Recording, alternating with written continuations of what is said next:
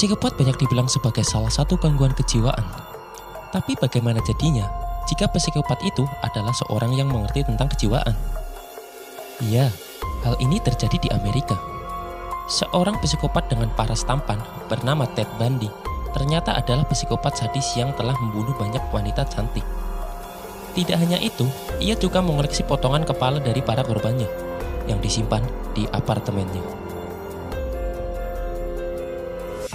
Namanya Ted Bundy, lahir di Burlington, Vermont pada 24 November 1946.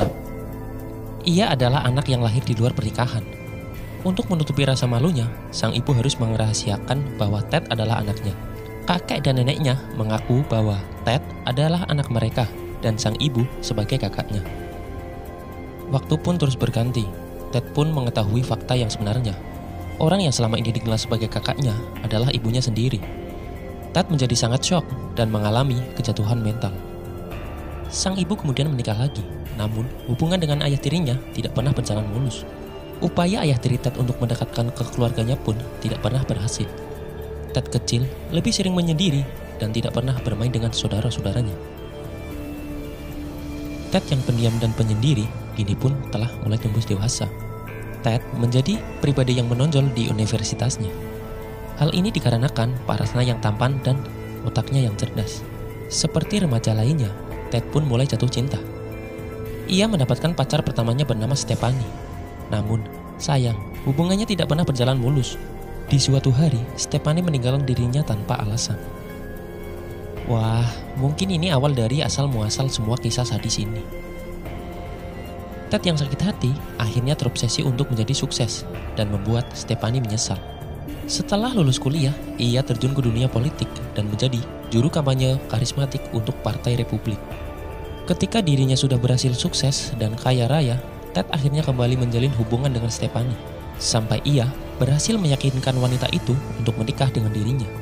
Namun, semua itu hanyalah upayanya untuk balas dendam.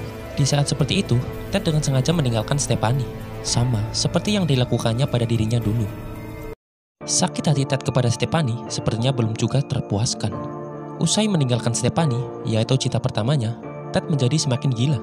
Bermodal parasnya yang tampan dan karismatik, ia selalu berhasil mendapatkan wanita-wanita cantik ke dalam pelukannya. Tetapi sayang, para wanita-wanita cantik itu hanya menjadi pelampiasan dari dendam Ted kepada sang cinta pertamanya saja.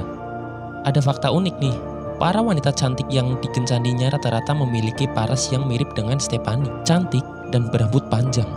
Wah, pesaiko yang benar-benar pesaiko nih Ted itu. Setelah mengencani dan menipu dirinya, Ted akan membunuh mereka.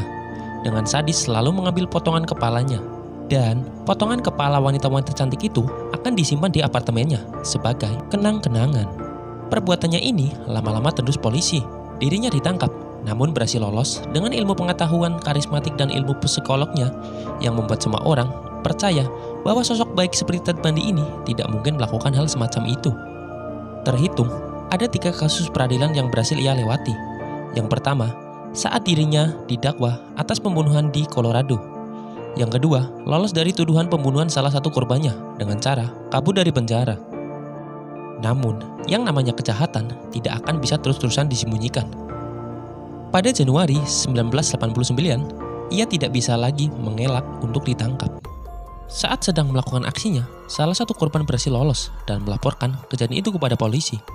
Karena bukti-bukti yang lengkap dan keterangan korban yang valid, untuk ketiga kalinya Ted pun berhasil ditangkap. Diketahui bahwa Ted telah membunuh kurang lebih 30 orang wanita yang berambut panjang dan menyimpan 12 potongan kepala di apartemennya. Setelah menjalani persidangan, akhirnya Ted dijatuhi hukuman mati dengan kursi listrik. Jenazah Ted kemudian dikremasi. Sebelum menjalani hukuman mati, Ted sempat meminta agar abu dari jasadnya untuk ditebar di pegunungan Cascade di Washington, yaitu salah satu tempat di mana ia pernah melakukan aksi pembunuhan kejinya itu. Fakta menariknya lagi nih, saat ditanya polisi kenapa dia melakukan pembunuhan keji itu, ia selalu berkata, kepuasan sebenarnya adalah ketika bisa mengambil nyawa seseorang dan menguasai jasad mereka. Pembunuhan tidak pernah hanya sebatas kekerasan dan nafsu, tapi lebih ke penguasaan, korban-korbanku jadi bagian dalam diriku dan kami akan selalu menyatu. Jadi, dari kisah ini, kita bisa ambil kesimpulan, semua penyebab dari masalah ini didasari dari rasa sakit hati karena bercinta. Ayo, siapa nih yang lagi sakit hati? Nggak usah ada balas-balasan dendam, apalagi ngelakuin hal sebodoh ini. Jika kalian menyukai video ini, like, komen, dan subscribe. Dan jangan lupa hidupkan loncengnya agar selalu bisa mengikuti video-video selanjutnya dari kami. Dah, sampai jumpa, sampai bertemu lagi di cerita misteri selanjutnya.